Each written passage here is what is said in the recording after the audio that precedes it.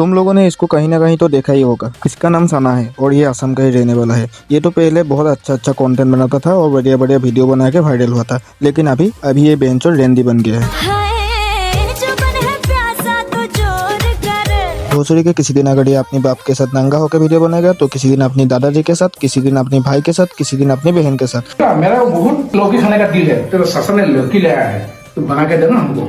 ठीक है, मैं बना लेती हूँ, दीजिए चाचा जी। लौकी बना के देने का क्या ही जरूरत है, वही लौकी तेल लगा के अपनी बेटी का गांड में घुसा दे। वैसे भी रंडी का तो गांड बड़ा ही होता है।